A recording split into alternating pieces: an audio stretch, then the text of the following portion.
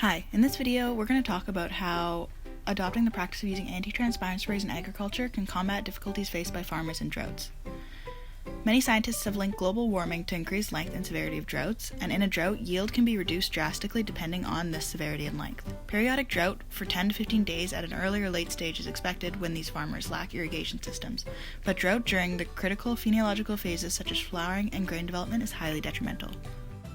Firstly, what is transpiration? Transpiration is the loss of water from plants through their surfaces, such as leaves, stems, and flowers, in the form of vapor. Transpiration can cause plants to lose up to 99% of the water absorbed through their roots. There are three types of transpiration: lenticular, cuticular, and stomatal transpiration. Stomatal transpiration is the cause of the majority of water loss in plants, and while antitranspirants help ease the stress, they should be seen as a short-term aid as opposed to the solution. There are four types of antitranspirants: growth retardant, film-forming, stomatal closing, and reflecting. The reflecting type are most commonly clay-based and increase the reflection of light from leaf surfaces, thus reducing leaf temperature and water loss.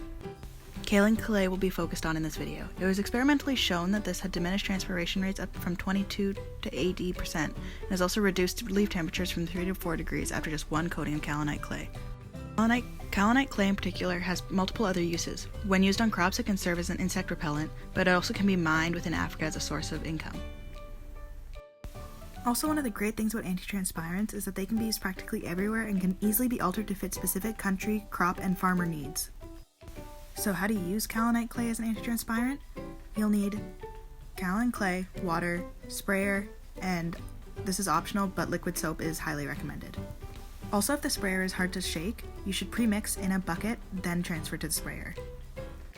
The measurements are: the clay powder should be mixed with water at a rate of 3 cups of powder per 1 gallon of water.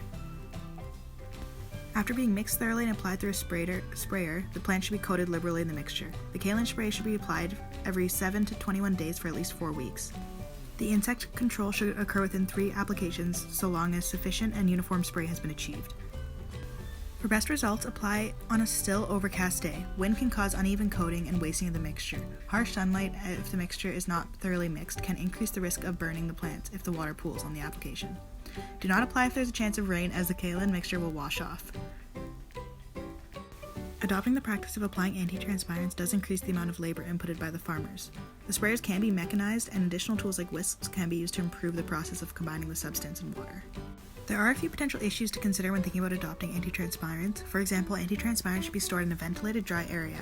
There's also the added issue of shipping and transportation if not purchased locally, which is difficult because even though kaolin clay is a resource found in Africa, most of the online sellers are located in China, which, with the fees of shipping and handling, would make the implementation of this practice by a single smallholder farmer difficult without community support. Also, circumstances taken into consideration in terms of health and safety.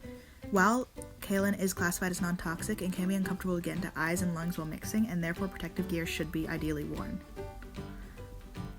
Also, if the mixture is sprayed while the plant is creating fruits and vegetables, it should be washed prior to eating, and therefore can be difficult when considering water scarcity. Additionally, it has also been found that a coating of kaolin dust can make it difficult whether or not to tell if fruit is ready to harvest.